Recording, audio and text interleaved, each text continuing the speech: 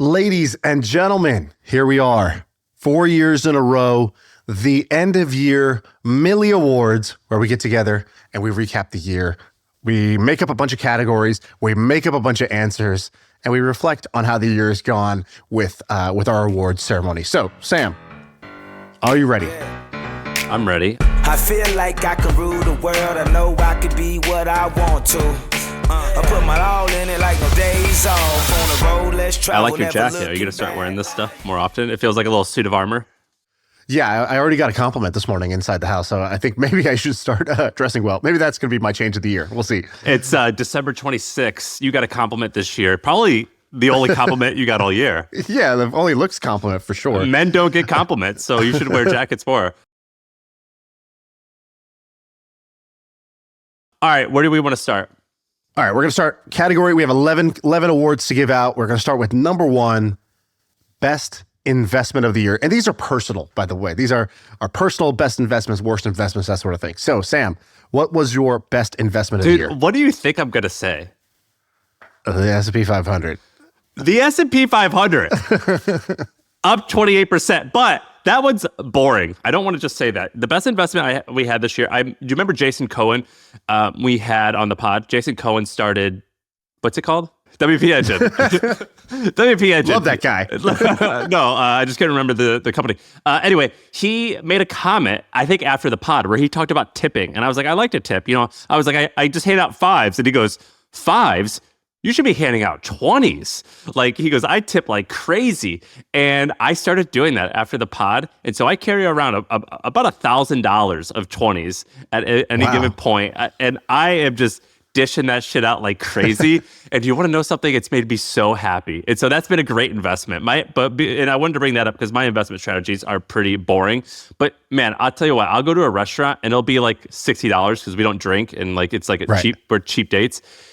I'll easily leave $100. And then you stick around to wait for the reaction too. You're like, did you see that? I just want to make sure you get that. It's right under there. Listen, I thought it was tacky to do that, but I say screw them. I'm doing something nice. I want like a compliment. Like, it makes me feel good too. I'm doing this for selfish reasons. It makes me feel good, so I don't mind it as long as I'm not filming it. It's okay. That's what I think. Do you guys share these, or is that all yours right there? No, but seriously, tipping has made me happier. But investment, it's hard for me to say best investment because I am so boring. Although I do have one angel investment in Figure that's going to pay a lot of money so far on paper. Okay, so Sam's favorite ice cream is vanilla. All right, here we go. What do you want me to say? Am I supposed to make something up? All right, I will make up for your boring answer with, I have 2 answers. I'll give you the first one. Okay, so Sam, best investment. When I think of the perfect investment, right? What's my type? My type would be, some people like blondes, some people like brunettes. Here's my type. My type is a passive investment that is tax advantaged, that beats market returns, that is uncorrelated to the rest of my portfolio, tech, crypto, has low downside, and I'm betting on a beast of an operator who has an unfair advantage. It sounds like you're trying to sell me a timeshare. Close. It's real estate. You got it. And so I, for the first time, made some serious investment. I invested a few $1 million into real estate this year, and it was great. For a long time, I had thought I should probably be doing real estate. I should probably take this magic internet money, put it in real estate, so that I have kind of both. I have real world tangible assets that pay cash flow, and then I have this like kind of crazy upside tech stuff. And I never could figure out the way to do it. I was like, do I buy my own and manage it? That seems like a pain. Do I use one of these kind of like funds or whatever? But they're all just fee monsters. And the answer was sitting in my own wheelhouse. My brother-in-law is an amazing real estate operator. The guy's built like $1 billion real estate portfolio for himself. And so I just started giving him money, and it's been amazing. I don't lift a finger, and I'm getting like, 30, 40% returns with all the tax advantages. So that was my best investment, and I'll be doubling down there. But I have a bonus answer for you. The bonus answer is I made a couple of stock trades. I know you don't approve, not supposed to buy individual stocks, but I did. But I did it in a very specific way that I think you might dig, which was I just have been trading against the All In podcast for like 2 years now. Are you kidding me? And it has been phenomenal. Give me an example. And also, like, is this like casino gambling money, or is this like in my opinion, anything above $100,000 is like No, legitimate? okay, so real bets then. Okay, so like you're doing real. These are big bets, but I just view them as safe. Like they're not like obscure penny Like stocks. Amazon or something. So what will happen is All In Podcast, love listening to it. Very entertaining guys, very smart guys. I just don't think they're right a lot. And they're not right in they have one specific leak, which is that they have like an agenda, which is often, either talking their own book, or it's anti-woke, anti-left, anti-big big tech. They make money. No. They like to make money part. No, getting good gains. So Jason Calacanis goes out and he says, the most likely case is Bitcoin zero. And he tweets this out. And then on the All In Podcast, they're talking about crypto and all the problems with it. Well, guess what? I decided to buy Bitcoin that day. And then Google releases its new AI model, and it has this problem where you say, show me a picture of George Washington, and it shows you a black guy. Yeah. And they're like, Google's so woke, it's going down the drain. Well, your year to date on Google is 41%. Yeah, exactly. So easiest money to make was just to trade against the All In Podcast. So here's an example. Chamath tweets out the growing short case against Facebook. And he says, regulation is a problem, taxes is a problem, antitrust is a problem, all this stuff. I bet on Facebook, I'm up 5x. So I made 500% on that trade. And so basically they went anti-Bitcoin for a period of time, and then they swung back. They went anti-Meta, and they made this case why Zuck was being an idiot. He was investing way too much CapEx into AR and VR, more money than had ever been invested in the development of the iPhone. This all sounds very, very smart. But my little simpleton brain went back to I think Zuck's the man. I know I spend I have an e-commerce business. Every dollar I can spend on the Facebook ad engine, I spend. Yeah, you're begging them to take more money. Yeah. Oh, iOS 14 was a problem? No. I still spend more than I spent before that. And there's no better place to spend $1 in advertising than on Facebook. The close second was Google, right? So when they went anti-Google for being woke, I bought Google. When they went anti-Facebook, I bought Facebook. Anti-Bitcoin, I bought Bitcoin. And it's just been very, very profitable for me to do this. That's amazing.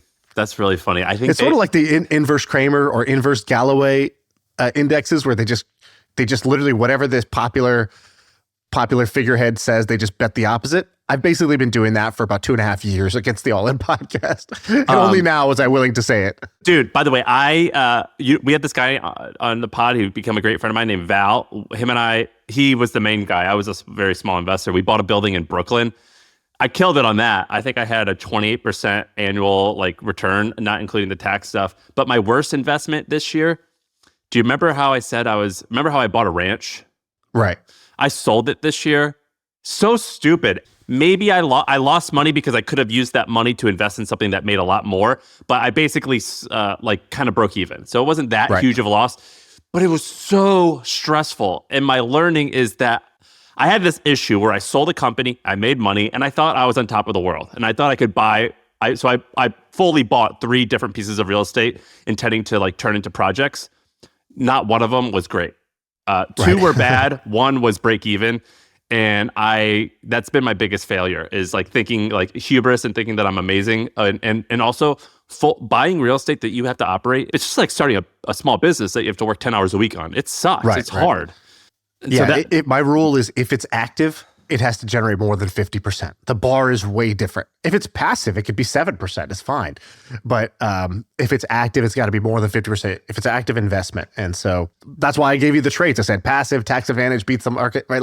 I had this list. If I could ever find an investment that does that, and finally I found one. I thought it would be cool to that's that's one of the 5 things that men love is they always say they want to own a lot of land. And I did it. And I hated it. Dude, listen to this. I would drive up to, I had a Tesla at the time. I would be in the country and I would have these workers come to decide to put in a bid to pave the driveway. I would get a $70,000 quote and a $3,000 quote. That was the delta. And it was all because of the way I looked. And they're like, this guy doesn't know shit. It was crazy. I got taken advantage of so many times. It sucked. So I don't think I'll be doing that anytime soon. And for that reason, I'm out. All right. What about worst investment? That was my worst investment was any fully owned real estate. Any real estate that I was a investor in, I loved it. Anything that I fully owned and wanted to make it my thing because of pride, I failed miserably. All right, my worst investment. This was a little bit hard. I did well this year, but I would say if I had to stretch back a couple of years and say what was the worst over the last couple of years, and I would say I made a general rookie mistake, which was I would buy on the upswing and I would sell during the panic times. Meaning I would try to hedge bets or try to time markets. So when COVID happened, I thought, oh my God, the whole economy is going to shut down. And I was right for a month. And then right after that, stocks exploded. And I was sitting on the sidelines where the stocks that I already owned started soaring and I had to buy back in at higher prices. Crypto crashed with FTX and other things. And when morale was at its lowest, my conviction was at its lowest. I behaved like a pleb. I'm not proud to say it. I'm ashamed to say it. I behaved like a pleb. When things were bad, my conviction went low. When things were good, my conviction went high. This is the opposite way to make money. I kind of knew this, but in the moment, it was a lot harder than I expected to actually master my own psychology as an investor. What is the word pleb? Are you thinking that means plebe? I say pleb. You say Wait, plebe? really?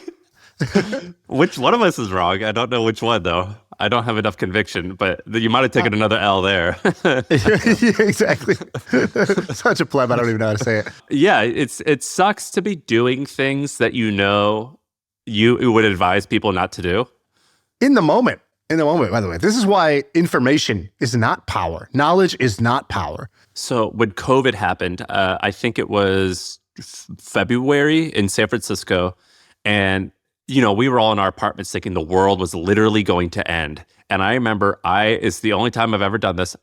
The market dropped, I think, 30%. Literally the day it was its lowest, I sold 100% of everything I owned. Yeah, exactly. I thought bodies are going to pile up in New York. I thought the world's ending. And I had friends who did the opposite of me. And our returns were drastically different. Right. And that was the lesson that moment had to teach me, do not do this. When Warren Buffett, he says all these smart phrases and they sound cool and you're like, yeah, I'm in. When the tide goes low, I could see everyone swimming naked. I'm in. That's all you got to do. I'll be a billionaire. Right. But then when it actually happens, it's hard. It's scary. It's emotional. And I fell victim to that. And it sounds like you did too, at least once. 100%. Also, during that time, I was picking, I remember between two stocks, I was like, okay, I think the future is some version of AI, but also potentially VR and AR. And I plowed a bunch of money into Unity instead of NVIDIA. I was looking at the two and I was like, is it Unity or NVIDIA? And I should have just bet on both, but instead I picked Unity, and Unity has done nothing, and NVIDIA became the most valuable company in the world. So, sometimes you do that too. That's also a way to lose. What did Unity become? I've lost like 60% of my investment on Unity. Unity's gone nowhere. Is there like a threshold of what's your lowest trade dollar amount? Is it like $1,000 or always above 100,000? More like 100,000. Got it. So I don't have like an actual minimum, but going and putting in $1,000 is not really like that exciting, or it's kind of a waste of time, right? It depends how you look at it. Like, for example, I think stock picking is stupid, but I think that you're like, well, I spend like $5,000 over the couple months just going to the casino. Like, this could be an exciting thing. Like, I remember when the AMC shit was going crazy, I thought it'd be fun if I was like, all right, I'll do the thing and I'll put like only $1,000 in, just to play the game, and then maybe I'll talk about it on here.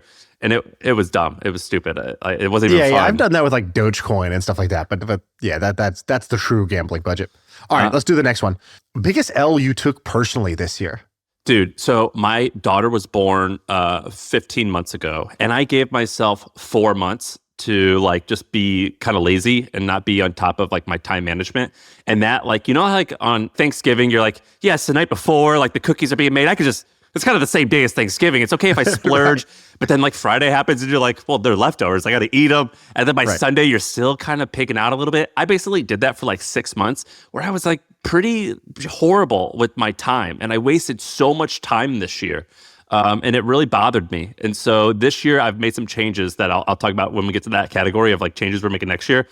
But I wasted so much time when my daughter was born. And this isn't like people listening being like, well, you should have downtime to hang out with her. It's like, yeah, I did that. I was totally present. But 6 months down the line, when she's at their nanny and I'm still kind of like moving slow and like, you know what I mean? It was kind of... Yeah, so what do you mean by wasting time? What are you talking about here? I'll give you an example. So I would shift my schedule, like my workout schedule, so I could be with her in the morning. and that actually meant that she actually wouldn't get out of bed until 7. The nanny would come at 9. And so between 7 and 9, I would hang out at home and then work out from, 9 to 10:30, which is like a pretty lazy morning for me versus working out what I used to do at 7:30. And so the nanny now comes at 8 and I dude, I should have just switched to I can now start my day a little bit earlier, but I didn't. So I was still going to the gym later and just lounging around the house for hours, things like that. But there was 5 things, whereas accumulated was dude, 4 hours, 5 hours a day was just wasted. It sounds like you're being hard on yourself, but okay, I'll accept your L. Each man's L is his own to carry. It's a burden he carries. You didn't have that where you wasted time when you had your kid? It's okay, I think, to be lazy for a while. What you just described as your unproductive day was sort of my productive day. So I don't know. I don't know what you're talking about. I'm like, oh wait, so you took care of your kid and worked out in the morning? That sounds great. It sounds like a great morning. I don't know what you're talking about. It was just I didn't get after it at all, and I found myself to be and also when you have a kid, I experienced this where I'm like, oh, nothing else matters. But you should still kind of pretend it does so you could kind of be productive. And I kind of acted like nothing else mattered. All right. The biggest L I took, there were so many to choose from, to be honest, from forgetting our anniversary and then trying to recover and guessing the date wrong. That was not great.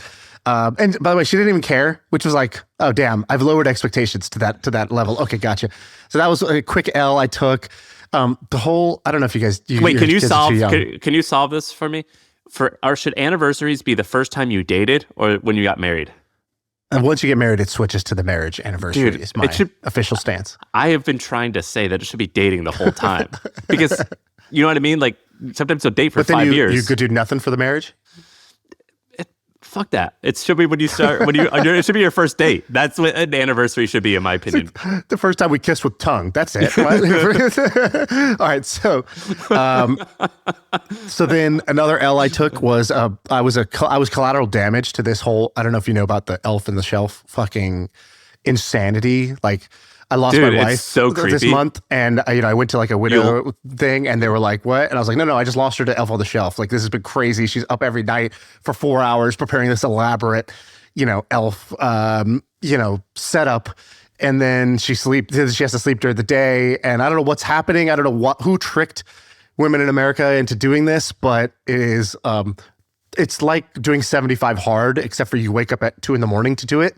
And you do it for 30 days instead. What is it? So it's like a doll that stares on the shelves and is omnipresent and watches your children so you could scare them into not doing bad stuff? So I think the original theory was you get a elf comes to your house and it sits on a shelf and in the morning it moves. And you're like, oh my God, it moved. What's up with that? But women on the internet have taken this to a whole new level. It doesn't just move. It creates schemes and plots and tricks and treats. My kids wake up, they come downstairs. The entire living room has been turned into the floor is lava. There's fire on the ground everywhere. The tree is covered in, looks like a volcano now. The elves are hanging from the chandelier doing crazy stuff. Or they take all of the underwear that was in all of the drawers of all of the house and they put it all over the roof of the house. And you got to go outside and be like, oh my God, what did they do? So every night they create a whole, we had to get our toilet replaced because they turned our toilet into a cereal bowl, and then somebody flushed, and now we use Fruit Loops, just clog the toilet. We had to get a new toilet. You just break your shit? Yeah, you just do crazy stuff. Every night you come up with a giant episode of Punk'd by Ashton Kutcher. A huge prank occurs, and that you have to come up with every night, and you buy thousands of dollars of materials because the elves have their own sized stuff that if somebody had a knowing rodent in their home causing havoc, they wouldn't put it on the shelf and say hi to it. They would kill it. What? Exactly. And so if you don't know about this, you're just like, what are you talking about? This is weird, strange behavior. But if you're in it, there's guys out there right now that are sort of PTSD shakes are coming over their body because they've also been experiencing this. And I don't know if I'm in the minority. I don't know if I'm in the slight minority or the majority. I don't know how many people do this. I just know that my wife and her friends, they do this. And she's in these Facebook groups with hundreds of thousands of women. And every morning they post the elaborate things that they set up. And then that spurs all of them to go even crazier with it. So I'm going to say that Elf on the Shelf was one of mine. Do you want to do coolest moment? All right, you give me yours. This year, I had to go to LA for a Hampton thing where I had to interview Rob Dyrdek in front of a bunch of people. Very randomly, someone was like, hey, I'm going back home to LA. I'm in Austin right now. I'm going tonight. Someone mentioned that in the morning, you're going to LA. I'm with my wealthy, famous friend, who I'm not going to say. They actually have a jet and they're going to LA tonight. And I got this text and I had committed to putting my baby to sleep. This was like in the first handful of months. And I was like, I'm going to be here every night. And I was like, dude, I don't want to sound like a douche. And I want, I'm so grateful you offered me, but I can't go because you want to leave at 6. And I said, I'm going to be here till 8:30. And he was like, oh, we'll go at 8:30. And I was like, awesome. And I was like, shit, again, I don't want to be a dick, but my friend Neville is coming with me tomorrow morning, which he was. And I was like, I could never bail on him. And he was like, great, we have room for him. And they totally accommodated me. And so my best friend Neville and I flew to LA on this very wealthy, famous person's private jet. And I got to spend like 3 hours like learning from this guy. It was so fun and so awesome. And that was like one of my, not just because we were flying private, it was just awesome that like I got to do this adventure with my friend. That was the best moment I had all year. But if you flew Southwest, would it have been the coolest moment of the year? On the way back, because we had to change our flights, we flew Southwest next to the toilet. It was a very yin and yang situation, and it was still fantastic. Okay. That one didn't win the award, though. That one didn't win the award, but it was fun. It's like, you know that meme where there's like a guy in the hoodie that says like, nobody here knows, but I invested in Bitcoin in 2012. Yeah. That's like how I felt like in line at Southwest. Like, like they should ask me. On the way here, how'd you get here? Yeah. Hey, you want to know how I got here on the way here? That's how it felt. I was like, somebody asked me. Like, oh, this is so different for me. All right. Love that one. Okay, I'll do a quick one. I kind of struggled with this one.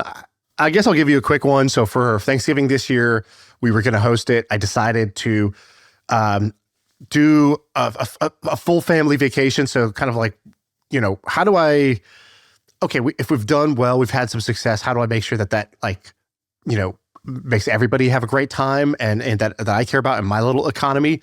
And so I rented out this really cool house in Tahoe. I brought my whole family up to Tahoe, hired a personal chef who would cook us the Thanksgiving meal live. And I just remember there was one morning where I woke up and it was just the best morning. Like I took my dog out in the snow. My dog was like mind blown at what snow is. So I took my dog for a walk early in the morning. It was crisp. I didn't have my phone. I didn't even know where my phone was. Came inside. My kids were all playing with their cousins and that was so cool to see. Somebody was, making breakfast in the other room and I could smell it. Me and my brother-in-law, we were playing, we played a game of like horse on the little Nerf hoop that was in the house. And I just had the best morning. And I just remember being like, this was bliss. Like if I could capture it, it ticked all my boxes, right? Like whole family living under one roof. Kids are having a blast. I'm playing a silly game on a Nerf hoop. There's not a worry in the world. We're not busy. We're not rushing. It was just a wonderful feeling. So I'm going to give my Tahoe morning my coolest moment of the year. The takeaway, by the way, I've done that for 2 years now. I did the first time, I think last year. When I was doing best moments, I was like, it was either what I just said or this thing. Taking family and just paying for it. And it sounds like a ridiculous and it's very expensive and it's very challenging for a lot of people. But if you can pull it off, it is almost always one of the best moments. It feels and the second takeaway is the coolest moments that I think we've had for a lot of these things. It's always doing things that benefit other people somehow. Do you know what I mean? Like accommodating other people into our lives it's the best feeling. It's usually not like some huge like traditional career accomplishment. It's always like it's always doing something cool for other people. So I agree. That's a good one that you have. Although yours was somebody flying you private, but the best part was doing it with my friend. The fact that we had this like shared experience together. That was great. All right, I've got a quick one for life hack. Do you want to know my biggest life hack? Go for it. That I started doing, and this is so basic to people, but on Thursday, I do this on Thursday, not on Friday. I print out. I print out everything that I have to do for the next week. And up top is my Q1 focus and goals. And that's like, tell my wife how much I appreciate her every day, but also like traditional business goals and also fitness goals.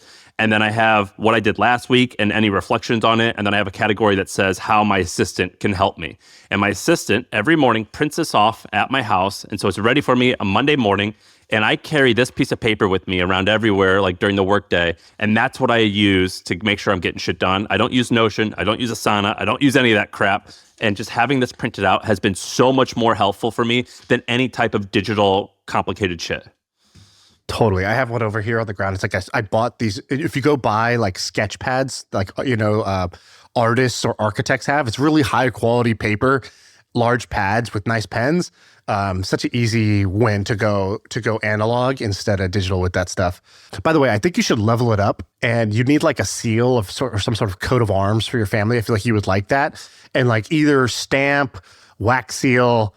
I feel like if you just made it more prestigious, honestly, it would be kind of amusing and it would be fun. And like a presidential briefing. I completely agree. Exactly. Like, just give it a little stamp and be like, hell yeah, that's me. That's how I roll. And like, this is us. I completely this is the agree. Official. So I want you to do that. That's a great idea. I actually completely agree. What's yours? Okay, life hack for me, the highs and lows channel. Have I told you about this? My highs and lows channel? Is that for work? Yeah, kind of. I mean, it was for everything. But I have a Slack channel. For every company, I have a Slack channel called Highs and Lows. And in it, anytime there's a high in the moment of that business or a low. So, for example, on Christmas Eve, the Mexican government decided to ban all imports into Mexico of textiles, which effectively shut down my entire warehouse on Christmas Eve. And we can no longer operate because our warehouse is in Mexico. Yeah, like 2 days ago. And so you're like, here we are. Business can now not, our e-com business has no inventory for the foreseeable future. And I've got millions of dollars of inventory sitting in a warehouse there that now is, blockaded. Thank you, Mexican government. And thank you, new president of Mexico, for this Christmas present. And so in the moment where I'm feeling a low, something bad happened, a lawsuit or a big client gets lost or someone key quits or whatever it is, right? I go into that channel and I just type what happened. But the beautiful thing is, instead of addressing the current problem or basking in the glory of the current high, when I go to the channel, I just see the last one that I had because it's right there, scrolled up. And I just see, oh man, I had a huge low then.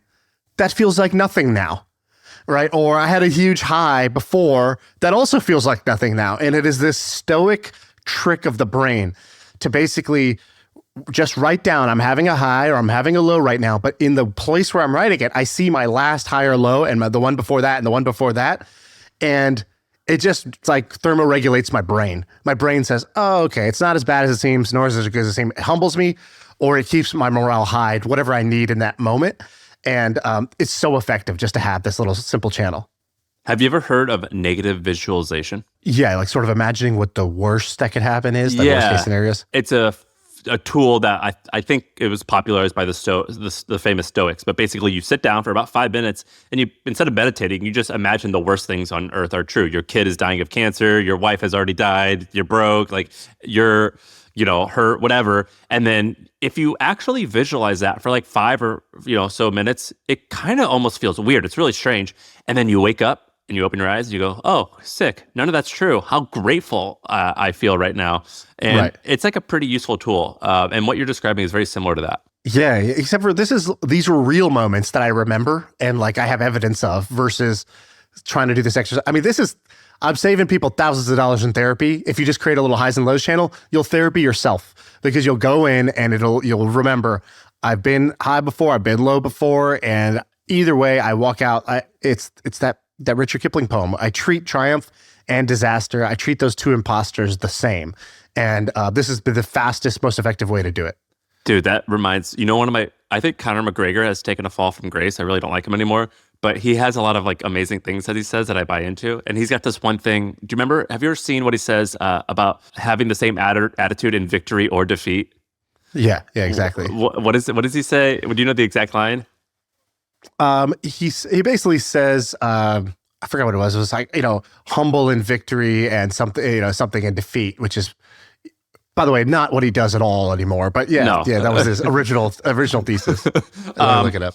I think last time he lost, in the octagon, he was telling the opponent, he just said, humble in victory, humble in defeat. And actually last time he lost, he was telling the man's wife that she was cheating on him. Your wife is in my DMs. Your wife is in my DMs. So he says, dude, by the way, this is the full quote though. He should learn for some Conor McGregor quotes. I really want to create a compilation and just show it to him and be like, dude, you'll love this guy, and just see if it reaches. So this is McGregor back when we both loved him. I am cocky in prediction. I am confident in preparation, but I am always humble in victory or defeat. It's the best, right? There you go, right? So we did life hack. Let's do now number 8, only 4 left. Number 8, Billy of the Year. Who is our Billy of the Year? We do this segment called Billy of the Week where we profile just a big baller, shot caller, somebody who is either a billionaire or just making big moves. Who do you think was making the biggest of the big moves this year? So my pick, this is not going to sound sexy, but I'll make a case.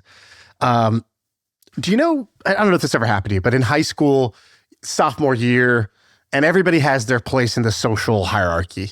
You know who the nerds are, you know who the jocks are, you know who the theater kids are, you know who's the glue guys that can fit in with everybody. And then you all leave for the summer.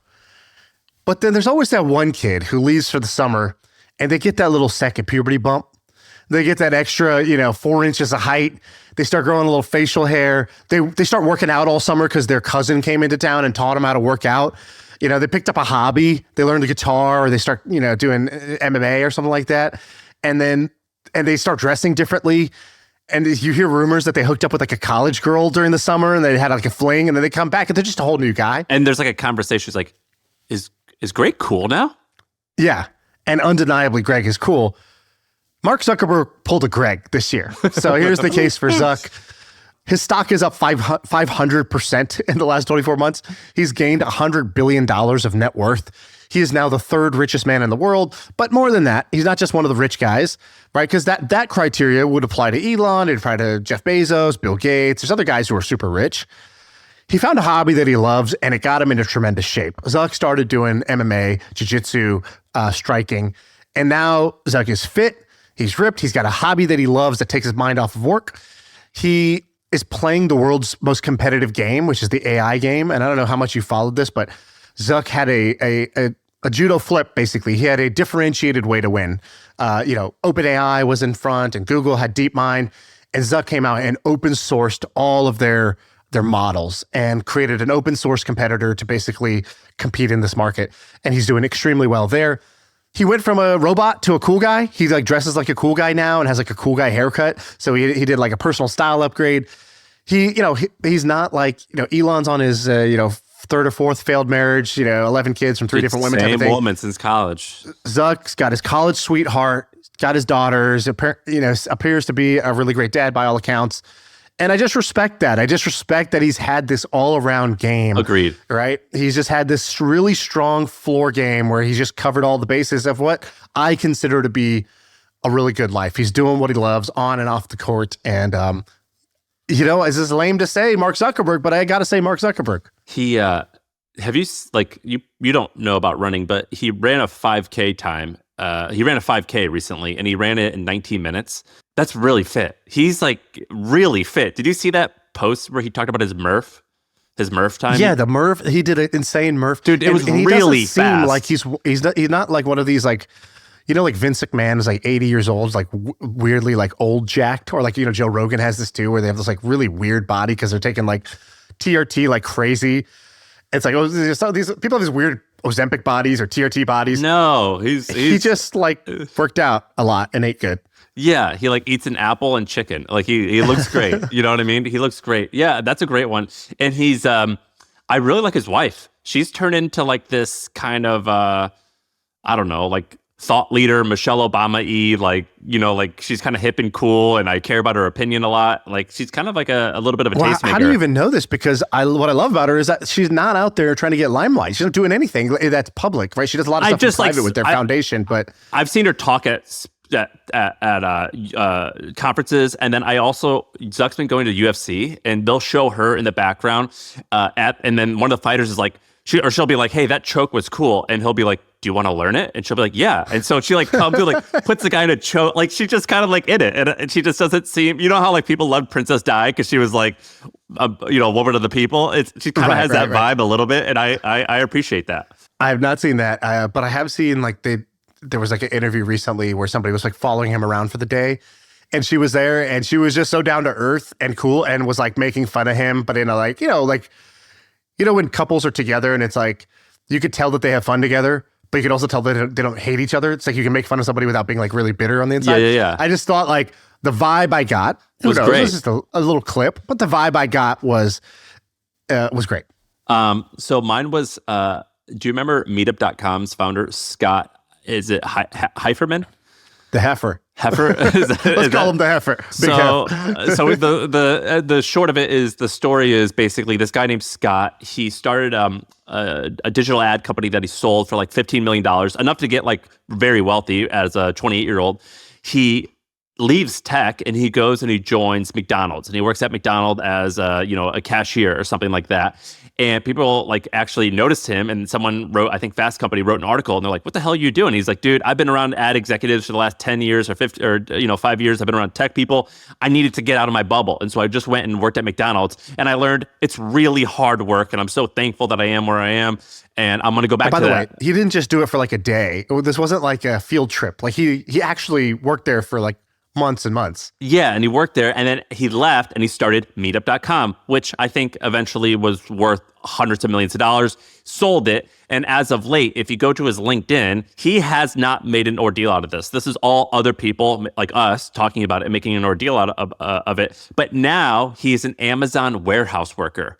And he's working in the Amazon warehouse, and he kind of is doing the exact same thing. And I think that's so baller that he's doing that, and so baller that he is not doing it for PR. It's like some soul-searching thing, and I think it's fantastic, and I think it's pretty badass. So he was he's not actually a billionaire, but he's quite wealthy, I would imagine. Yeah, it's that Billy mindset. It's that Billy. He's got B energy. Living life on your own terms. He is doing that. Love it. Okay, that's a good one. That's a good pull. All right, what's next?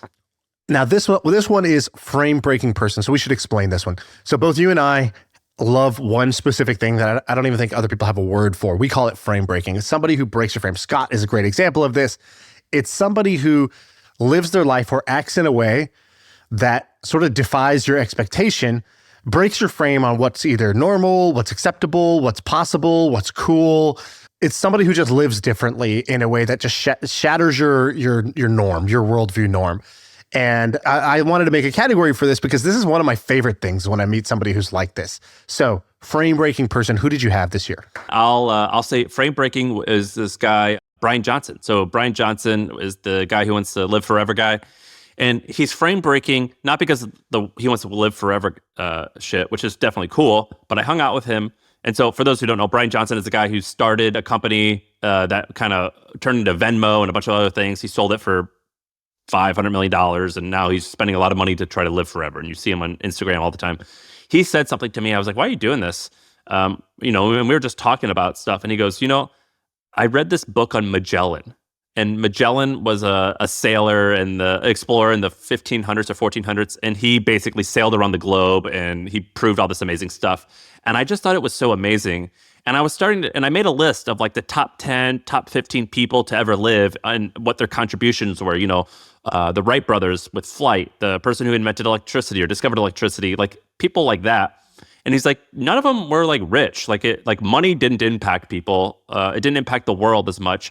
And I just thought that if I could solve like a really hard problem and contribute to the world, I thought that would be a life worth living. And I just decided that I'm going to try and do everything in my day to be renowned in the year 2500.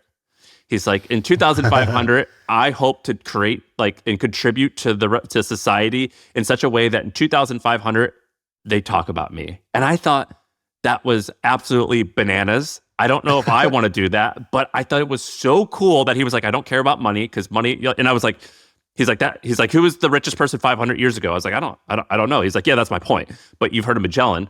And so I thought it was such a frame breaking moment for me to like hear his reasoning as to why he's trying to do what he's doing, which is prolong death or solve for death. He's like, "If I solve that, would you say that I'll be remembered?"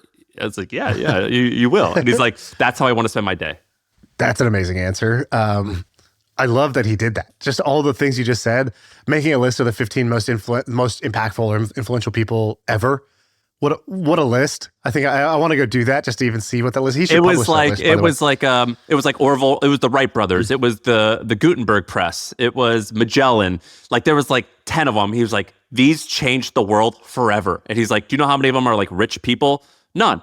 They were just like inventors or something like that.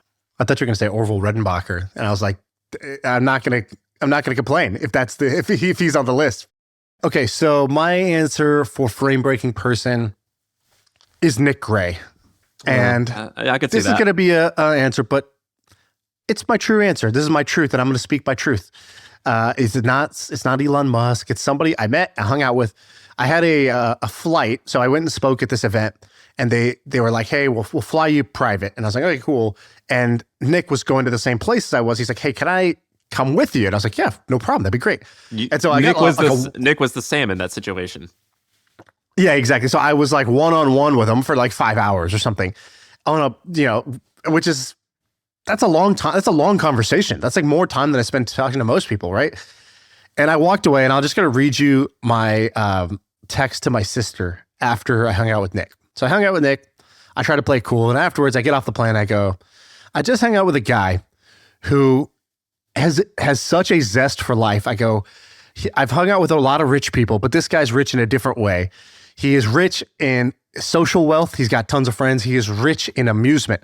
I feel like everything he does in a day amuses him, and he's doing it on his terms. I go, he is corny and totally himself in the best way possible.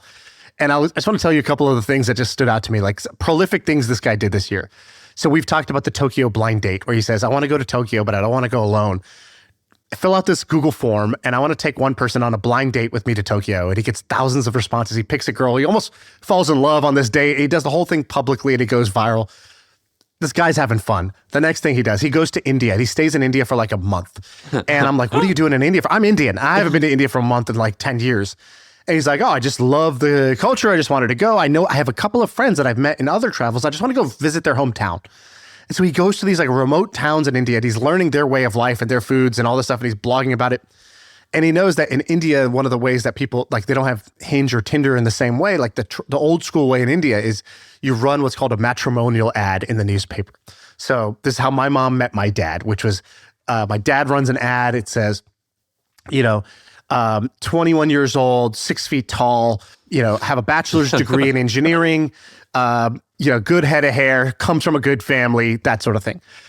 And Nick finds this so amusing. He's like, I got to do this. So he runs a matrimony ad. And actually, he starts A/B testing different matrimony ads, and he's showing them to me. It's like 5'9", full set of teeth. I don't know. It's like, like he has a blog. At things one like that. point, he was like, how do I make sure that she's like fit and like not like crazy overweight? And I was like, we were like, could you like put like, I have to be able to lift you on my, like, I want to be able to lift you on my shoulders. Like, I'm not strong. yeah, exactly. So starts running these ads, but he's not running it like as a prank. He was genuinely curious and interested to see and he just over and over again had these little life experiments and just followed. The way I text my sister, I go, I feel like he's just taking the bounce of the ball of life and he's just going with it. So for example, I'm like, dude, you should like start a YouTube channel or something. He goes, oh, I have one. I go, what? I've never seen it. And he shows me his YouTube channel. Do you know what his YouTube channel is? I've watched the videos, but what do you mean? What it is? It's reviews of like cruise ships, of which bedrooms he likes on cruise ships because he likes cruises. And guess what? All his followers are old people who retire and go on cruises, and they're like, thanks, I'm going on its cruise next year. I've retired. I'm 74. I was wondering if the bathrooms come with the vanity kit, and like, sure enough, but he's so into it that I've always said the best product is you pushed out. And that to me is Nick Gray. Nick Gray, he just took it himself and flipped himself inside out. And he was pushing himself out in the world. And if you love it, if you hate it, he really could care less, it seems like. And I just found it, I don't know, very like eye-opening to see somebody who is their own corny self on full blast. And I really admire that. For example, I'm interested in stocks, he's interested in stocks, but the way he's interested in stocks is different. He is a huge fan of one stock. You know the one. Cloudflare. He hosts his birthday party at Cloudflare. He creates a WhatsApp group of other Cloudflare believers. And every earnings call, he texts the group and he says like, I hope the earnings gods are with us today. I'm feeling lucky. I'm wearing this. And I'm ready for all that this Q2 call brings us. And listen to what he did. Whole group. I met Nick Gray because we were all bloggers like 10 years ago. And there's like 30 of us friends who are bloggers. He went to each of us and he goes, I noticed your website is hosted on whatever, GoDaddy, this or that. Would it be okay if my assistant transferred your account from GoDaddy to Cloudflare? We'll do it completely for free. And in fact, the hosting property or the hosting thing that you have, they're charging you $100 a month. Cloudflare is going to charge you $40 a month. I went and got a deal. I was like, why are you doing this? He goes, because I'm a shareholder of Cloudflare and I need you guys to start using it because I think you're going to love it even more. Dude, I swear to God, he switched my blog to Cloudflare for free. And now I'm saving $600 a year. He's like a shareholder of his own life in a way that I am not. He's like an activist shareholder. It's like he was like, what are the best gyms that have swimming pools and saunas in New York? And he found them and they were super busy. But what he realized was that all the gyms had poor SEO. And when he was Googling for best gym and sauna, like nothing was really coming up. And so what he did was he started writing blogs about other gyms as if they had the best pool and sauna, not the one that was near him that actually did, so that it would go down in the rankings and be less busy so that he would have it more to himself. And these are just like little life experiments he was doing. And he made millions of dollars doing this too because he loved museums. So he created a business about renegade museum tours where he would take you on his own tour because museums are boring and he's not boring. And he would take you on his own tour unofficially, not a part of the museum, and ended up selling that for millions of dollars. We did the thing about his gag at the party. We're on the way out. He's like, hey, Shaan, call my phone. I've got a gag. I'm like, a gag? He's like, yeah, I have a gag I want to do. A little bit. I'm like, a bit? Are you a comedian? What's going on? And then I call his phone and he whips out this phone case that looks like a butcher's knife, like a machete. And he puts it up to his ear and goes, hello. And he just wanted to make us laugh. And I'm like, this guy just goes through life trying to make himself laugh. The last text I sent my sister, I go, it's like the movie Limitless. It's like he took the Limitless pill, but instead of he didn't give him any superpowers. He just is using that pill to enjoy his life in a way that's where the rest of us are not. And so he broke my frame. Our friend Sahil Bloom, he's got this new shtick where he shares like text, like he's like in these group chats, and I guess he'll say like some inspirational shit, and then he'll tweet it out. He's like, here's what I shared with this chat. And it's like a realization this morning. First of all, I am my own biggest enemy. I have to say, I love Sahil, so I'm saying this with love, but he'll say some like live, laugh, love for dudes type of shit. Yeah. And the thing about wisdom is that you only earn it through like hardship, whatever. And then some guy retweeted, he goes, bro, if a dude said this in my group chat, he's getting kicked out right away. And your sister's reply to that is like yeah, exactly. She went to his blog and was just like, he looks funny, and then moved on with life. I was like, I just typed you like an essay about how this man changed my life. Yeah, and she's like, I Google image searched him. You're like, dude, do you like Oprah? Because I'm doing some Oprah level shit right here. And she just like dismissed you. That's pretty funny. Nick Ray is the man. Nick Ray is the man. Are we going to do favorite guest now? Yeah, let's do best guest, and then we'll do best business idea that we had on the podcast. So let's do best guest first. Who do you got? I worked really hard not to have recency bias, but Amjad from Replit. We barely even talked about like the financials of his business, but I'm pretty sure it's like $1 billion company, right? Or like in that. Yeah, last round was like right under $1 billion. So like he built this huge company. I think he's only 36 or 37. Crazy smart. Like his blog is so good. He's not just smart like you talk to him. Like he like is prolific. He writes all this amazing stuff. He said one little small line that like I could have dismissed as like a fortune cookie thing, but he was like telling how he makes the decisions based off of what will be a better movie. But he gave like 8 examples of that, and I totally bought in, and I thought that he was amazing. And one of the reasons was because of that, like live life to be a good movie. I thought it was fantastic. Yeah, he said, whenever I'm at a fork in the road on a decision of what to do in life, I just ask, we'll make the better story. Yeah. And then I just do that one. It was great. He was so fascinating. That episode on YouTube, I think it has 200,000 views. It was a huge hit.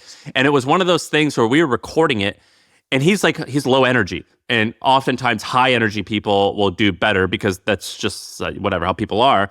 And I was like, I am enthralled by this podcast. Like a lot of times if you spend an hour and a half on Zoom, you get tired. I was totally excited at the end of that pod. And he was a very low energy, mellow guy. And I was like, I don't know if this is going to hit or not, but I love it. And so it totally hit. So a lot of people thought he was amazing as well. Yeah, there's almost 500,000 downloads across YouTube and audio on that one. Oh, really? Wow. Yeah, it's at 3:30 on YouTube. All right, so mine, I have two. One is the highest viewed episode of the year, and one is the lowest viewed episode of the year. So I'll start with the obvious one, the highest viewed episode. This is the episode I did with Monish Pabrai. Does it have 2 million? I think it's at 2.5 million on YouTube alone. Wow. So it's the first podcast episode. We're doing this for 4 or 5 years now. First podcast episode that crossed like 1 million on YouTube. So that was cool to see. But in the moment, I knew it was a banger. Like it was I felt like it was the best podcast I've ever done. I remember preparing for it for 2 weeks.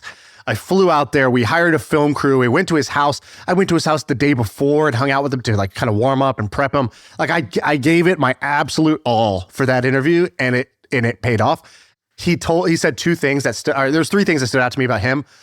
He gave this story on the podcast about, I was like, so what? All right, you've told me about Buffett. You've told me about yourself. You've told me about your friendship with Charlie Munger. Like, what makes a great investor? And he basically he gave me the keys. He was like, people think the money's made in the buying and the selling. It's made in the waiting. And he basically told the story about, he goes, you ever watch Seinfeld? You know that episode where Elaine goes on she gets this new boyfriend and it's going great. And Elaine loves this guy and he seems so perfect. And then they go on vacation together, and on the flight, she's got like snacks and a movie and like all this stuff to like entertain her. And he just sits there and he's just staring at the seat in front of him, just raw dogging it. And she's like, are you sure you don't want like to watch this or read a book or do you want a snack? And he's like, no, I'm fine. And she's like, by the end of the flight, she's like, I got to break up with this guy. Like, this guy's a maniac for just sitting there staring at the seat back in front of him. And what a brilliant episode idea. I know, right? How do you come up with that? Just like, he's perfect, except he stares at the seat in front of him on a flight. Yeah, she's just like, I can't do it. And he's like, that guy would make a great investor. If you can have fun watching the paint dry, you can be a great investor. And my takeaway was like, oh, I'm probably not going to be a great investor. Got it. It's not me. But at least I knew what the formula was. The other things were the life hack of going to these people's houses for the podcast. Hold on. That was a really good comment. I know what that ain't for me, but I know what the formula is. That's actually pretty cool. Yeah. You know the answer. Same thing with Amjad. Amjad goes, I've realized, my advantage is that I persist. I can push the boulder up the mountain for a long time. Like, I'm just willing to endure. And I was like, oh, okay, cool. Not going to compete with you. Yeah. I can't do that. You're like, I'm happy I know what it takes, and I'm happy I know I don't have it. Yeah, exactly. The girl, she's really into a guy who's, got these traits. All right, it's not me. Good, nice to meet you. See you later. So going to these people's houses, I think, is just this life hack where you pick up so much of their energy and their lifestyle and their way of being. Like, I did Monish right before I did Joe Lonsdale. Joe Lonsdale, you go to his house, it's this elaborate mansion, beautiful mansion, backyard, Olympic-sized swimming pool with statues that are shooting water out of their mouth. And he's got like an old gun from the Victorian age, and that's like what he's into. He's got a full staff that's serving us breakfast, and just like full staff that just operates in his house. And he's like a high performance machine. And right after we left, Elon Musk was coming over for a lunch with the senators of the area. And I was like, wow, this is a lifestyle that it broke my frame. And then I go to Monish's house and we're like, hey, can we come over? He's like, yeah, sure, stop by. I'm like, is it okay if we come between 4 and 4:20? He's like, yeah, come whenever you want. And we go over and he's hanging out. He's wearing basketball shorts and his flip-flops. And he just took a nap, which he does every day. And he shows us his nap room. And he's like, yeah, like my whole job is to make, a couple great decisions a year. So I just read and I think, and I just try to have a great calm state of mind. And I meet interesting people, and that's all I do. I don't have to like go. And I don't have to meet the senators, and I don't have to have, and he shows me his library where we record the podcast. He's got thousands of books. He's read all of them. And it was just so interesting to see these different ways to win.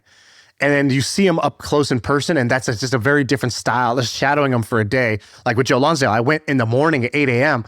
and I did the morning workout with him. And then I had breakfast with him. Then we jumped to the cold plunge. All of that before the podcast. Hanging out with these people was the real win. The podcast was just a cherry on top. So that was my favorite. And I'll also give a shout out to the lowest viewed episode of the year that I thought was amazing, which was the episode I did with Mike Posner. Also went to his house. And this had the lowest views because, he's a rapper, musician. Maybe it's not a fit with our audience. I think this guy was amazing. He was an incredibly positive guy.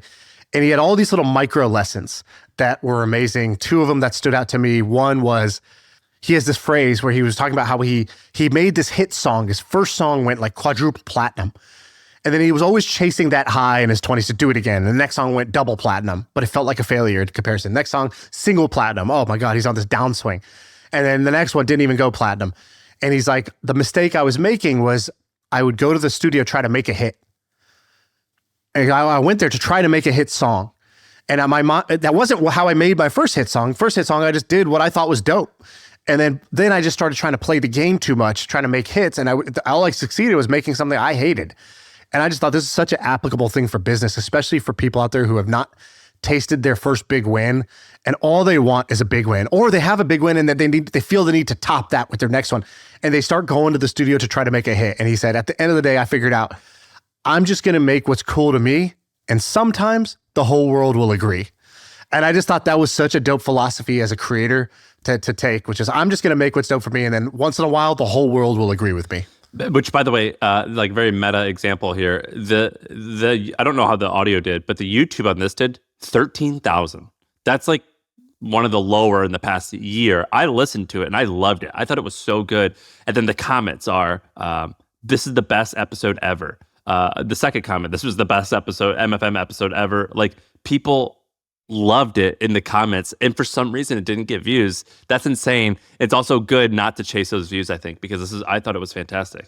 It's weird. Why do you think it didn't hit? To take his approach. Doesn't matter. I just do what's cool to me, and sometimes the whole world agrees, and sometimes they don't. Most of the time they don't. That's okay. And so the two examples I gave, in the Monish one, okay, it gets 3 million plays. In that case, the whole world agreed. But I felt the same way about the Mike Posner one. And I'm proud of both of them the same because I thought they were both dope. All right, last two categories. Best product. What do you have?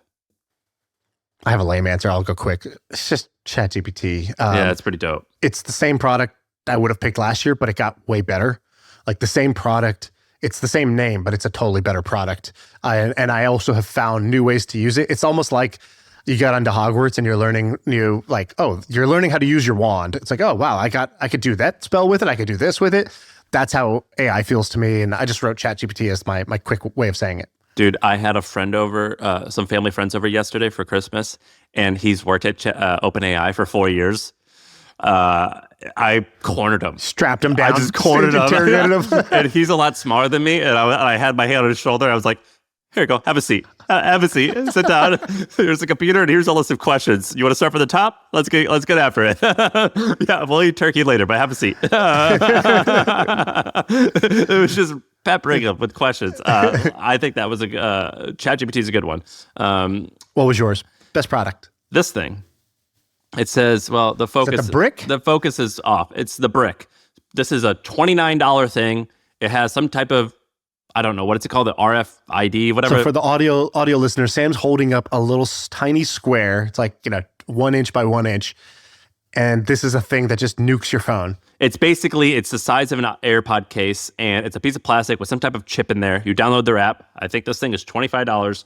Every morning when I'm getting ready to go to the gym, I walk by my door and I brick my phone, which means it's completely unusable other than making phone calls. So my wife can call me for an emergency, Spotify, and my workout app. And so I will keep it like that until noon, usually. So I can't answer texts. I can't use Slack, can't use email, no Wikipedia, no Chrome. All I could use is True Coach, which is where I have my workouts, phone call for emergency, and Spotify. And it is awesome. It makes my life just a little bit better every morning. I'm a big fan of these guys. Have you ever used one? I've not used it. Maybe I should. That was a good case. It's awesome, man. You can I have like a workout setting, and then you could have like driving settings. So you could just make it like YouTube, and like I listen to podcasts on YouTube. So you could have YouTube and maps available. Like that's it. And so it's pretty cool. And I can't unbrick my phone unless I come home and I scan it again. And so it's pretty amazing. So that's been my best product. And is there like an emergency, for real, I need Google Maps right now? Like, Yeah. Is there a way to override it if you needed to? Yeah, but I think you only get 3 times to do that. And the third time you do it, this brick that you've purchased, it's useless. And so it's just like, oh, but I bought that thing for $30. I want it to work. Like that type of resistance is just enough. Yeah, I don't know if I'm built for that level of self-discipline. Back in the day, I bought that wristband called Pavlok, which is basically like Pavlovian training for yourself. So it's a wristband where you electrocute yourself. You get you get a small electric shock. Not actually that small, but you get an electric shock in your arm. It kind of hurt when you do something. It was like, ow. I was using it for my diet, and it's like, okay, I'm gonna eat this piece of pizza, and then I gotta like voluntarily push this button to like shock myself, and I just didn't. And instead, all I used it for was just a conversation piece. Like I'd be somewhere, be like, "What's that?" I'd be like, "Oh, try this on. Watch this," and it became my party trick. Yeah. To be cool instead like, of "Hey, having anything to do. Check it out. I'm a freak. I'm unique. Yeah, exactly. Like, so you use it? I'm like, no. Does it work? I have no idea. Don't even try. What's the hell if I know? Yeah, you should try this. It's pretty awesome. And then the change that you're going to make next year, mine's fast. I'm getting an office. I'm sick of like working from home all the time. Yeah, like it's cool a few days a week, I guess, and it's cool when you have to do it. But yeah, we're getting an office. I'm getting an office. I need to be around people.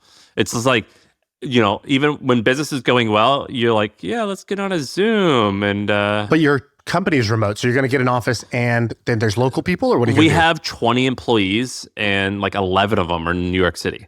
So we have enough. And so But you're not in New York, so what are you going to do? I live an hour away, so I'll just go 3 days a week. Oh my God, what a horrible decision. Do I have to talk my friend out of signing up for a voluntary 2 hours of commuting a day? Do I need to show him the statistics that show how much you hate your life? Dude, but what's the alternative is that I'm just like in my kitchen and it's like I celebrate with an emoji, like just lame. Dude, I let you break your phone. I let you care about dressing up. I let you do all these things that's, they're self-harm, but I let you do it because there's some greater good. Commuting 2 hours a day is a horrible idea. You go to your office. How often when was the last time you saw a coworker? I guess you work with your wife. That doesn't count. Here's what I did, which was way more genius. Diego, who's on this call right now, who helps me with all my content, he lived in Baltimore as of a month ago.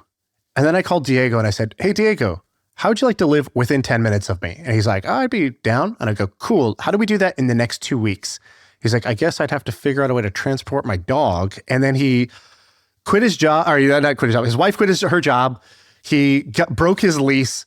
He rented an RV and drove across the country in 7 days. And now he lives within 10 minutes of me. And we see each other every day. We transformed my garage into an office for ourselves. And it's great. And that's the way to do it. Wait, so is the expectation that he's going to live in an RV for an extended period of time, or is he going to rent a house? He got an apartment nearby and lives in a cool place. And I told him, I said, "Hey, you're moving to California, so here's a pay raise to cover the cost of your move and the higher cost of living out here. And come live in California. Who wants to be in Baltimore, bro? And come hang out with me. It's going to be way more fun." And yeah, that's a good idea. We agreed to do it. Was it weird after not doing that for 3 years or whatever? Well, the weird part is like, I realized how distracted my schedule is, because like he'll come over and we're supposed to work. And then it'll be like, "Oh, but I got to like go drop off my kid at school. Then I got to come back. And then my trainer comes over and then I work again. And then like my kid wants to play like Jenga for a second. So like be right back." And I realized like, when somebody else is there, you're acutely aware that like, wait, hold on, I'm taking a break right here. And how many of those mini breaks I had. So I had to kind of rejigger that to be a little more focused time. But honestly, it was like, well, it's just better. It's like all the times we would be doing calls, us being in person during those, even if it's not perfect. So for example, sometimes he just comes and works out of the office even before I'm there. I'm dropping my kids off, but he's just there. He just treats it like an office. And then we just happen to be there together a bunch of times. But the key for me is I don't have 20 people, right? So I could do this because I have 2 people on my team and that's all I need. Yeah. Yeah. I might do it in Westport where I live, but where I work out most days is the library. Dude, I'm in the library and it's just like me and then like 16-year-old work out there? girls. Like exercise? No, like type on my computer. Like it's like I freaking love the library. I work out of the library all the time, and I'm like, Libraries have a great vibe. dude, it's so much better than like a coffee shop or a WeWork. Libraries are great. Yeah. You and I were in Entrepreneur Magazine last year, and they have a copy of it. Like they have like a magazine section, and I definitely move that magazine to the front, and every once in a while I'll read it. I'm like, But we're not on the cover, right? no, Are we on the inside? Do you have to open it up? I got to open it up, and when people walk by, I got to be like, "Who's that guy in the magazine? Is he right there?" Oh, what?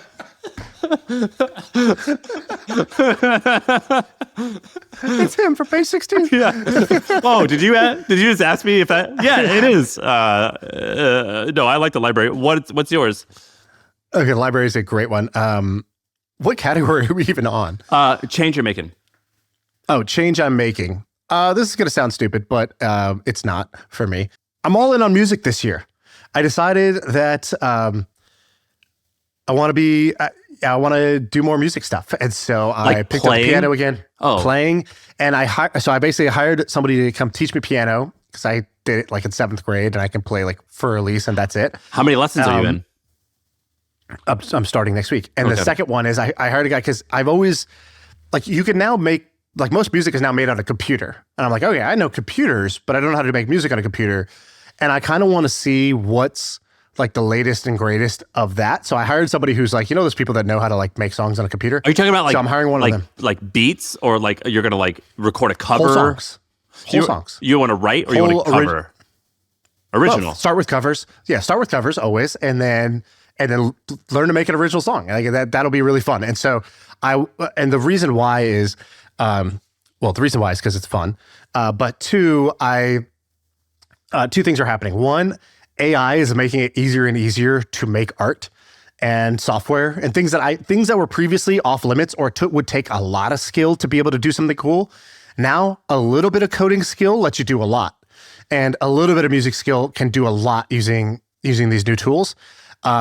But also, just like I have a gym I go to for my physical body, I want a creative gym. And I got this idea from Tim Ferriss. He was talking about how one of the ways he keeps his mind right and stays in an awesome state of mind and is able to produce great content and be really creative, he works out his creativity. He's like, and it doesn't have to be in the thing I'm doing. So if I'm writing a book, it doesn't have to be that I have to just practice writing. He's like, I might paint or do drawing or calligraphy or archery or anything that is sort of like a creative gym session. Yeah. And I do that in the morning. And he's like, it's like when you go to the gym and then suddenly you have more energy and you're performing better at work. Why is that? Same thing with a creative gym session. So I like that idea. And I thought, oh yeah, this is something I could see more people doing in the future. It makes sense to me. I'm going to start doing this just the way I go to the gym in the morning. I'm going to go to the creative gym, 2 or 3 times a week and start doing something that's highly creative. Dude, that's so good. I think that's fantastic.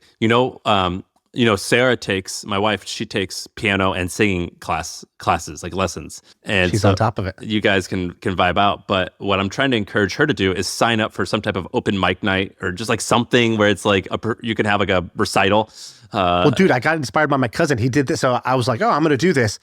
And then it's so funny when you put it out there, people start just giving you clues on how to win. So my sister was like, oh yeah, do you know our cousin Neil? He does that. He's hired a piano coach. He's doing it all the time. And then he went to an old folks home and he performs there once a week as his recital. And it gives them so much joy. And I'm like, wow, what a great win.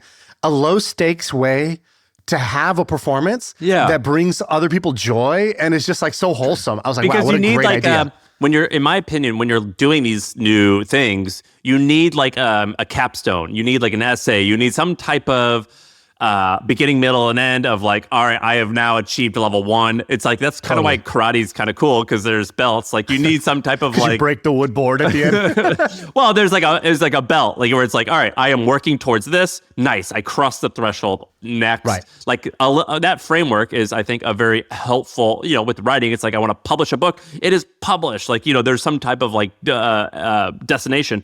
I think that would be cool. That would be cool for you. And I think it's, by the way, great. Like you and other people tease me for I like clothing. It's the same shit. It's just like some type of creative. Like there's no money. There's like it's about the journey, that type of like vibe. And it is exciting to like, beauty and art. Like that shit feels good on the soul. I think it's great that you're doing this. I think that it would be really fun if you had some type of capstone project thing.